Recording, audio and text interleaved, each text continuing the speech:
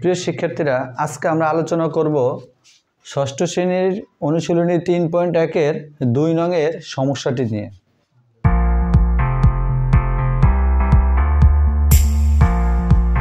তোমরা যদি বইটাতে খেয়াল করো, তোমাদের প্রত্যেকের হাতে যদি বই থাকে, তোমরা 2 নং দেখো।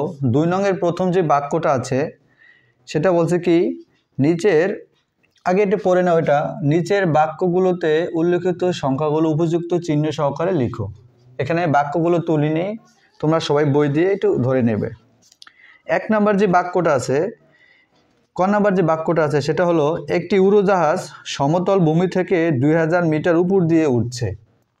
একটা উড়োজাহাজ সমতল ভূমি থেকে 2000 মিটার উপর দিয়ে উঠছে। মনে করো একটা সমান জায়গা থেকে যদি, মনে করি একটা সমান জায়গা বোট, এই সমান জায়গার উপর যদি আমি বইটা রাখি, এই বইটা যদি উপরে রাখি, তাহলে দেখবা বোট থেকে বইটা একটু উপরে উঠেছে, তার মানে এটা বৃদ্ধি পেয়েছে, বাড়ছে। আর বাড়লে এটা কি চিহ্ন দ্বারা প্রকাশ করা হয়? যোগ চিহ্ন দ্বারা প্রকাশ করা হয়। তাহলে 2000 মিটার উপর দিয়ে যাচ্ছে, তাহলে এটা উপযুক্ত চিহ্ন সহকারে আমরা প্রকাশ করব। তাহলে ক নম্বর লিখবো আমরা প্লাস 2000 মিটার। খ নম্বর যে বাক্যটা আছে সেটা যদি তোমরা একটু খেয়াল করো, খ নম্বর বাক্যটা রয়েছে, একটি ডুবোজাহাজ সমুদ্রপৃষ্ঠ থেকে 800 মিটার গভীরে যাচ্ছে। মানে একটা সমুদ্রপৃষ্ঠটা সমান, তা সমান থেকে যদি গভীরে যায় তাহলে কমবে নাকি বাড়বে?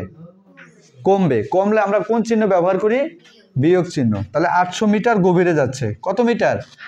তাহলে এটাকে আমরা উপযুক্ত চিহ্ন সহকারে যদি প্রকাশ করি, তাহলে এটার সাথে কমছে। কমলে কোন চিহ্নটা ব্যবহার করা হয়? বিয়োগ চিহ্ন। তাহলে আমরা এখানে লিখবো 800 মিটার। বুঝতে পারছি সবাই? গ নাম্বার বাক্যটা তোমরা একটু দেখো, বইতে হাত দাও। 200 টাকা ব্যাংকে জমা রাখা। ব্যাংকে যদি টাকা জমা রাখে, তাহলে টাকা কি বাড়বে নাকি কমবে?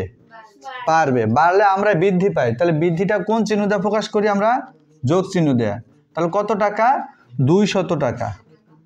কথা কি বুঝতে পারছো? উপযুক্ত চিহ্নটা এখানে যোগ হবে না বিয়োগ হবে, এটা তোমাকে সিদ্ধান্ত করে লিখতে হবে। তারপর ঘ নাম্বারটা দেখো, 700 টাকা ব্যাংক থেকে ঋণ নেওয়া। ব্যাংক থেকে ঋণ নেওয়ার কথাটি অর্থ হচ্ছে কি, তুমি ব্যাংকের কাছে দেনা আছো, তুমি ব্যাংকের কাছে ঋণী নাকি, মানে তোমার টাকা কমবে, তুমি ব্যাংকে টাকা দিবে। তাহলে তুমি 700 টাকা ব্যাংক থেকে ঋণ নেওয়া, তার মানে কি এটা কি বাড়ছে নাকি কমছে? কমছে। কমলে কোন চিহ্ন দিতে হয়? বিয়োগ চিহ্ন।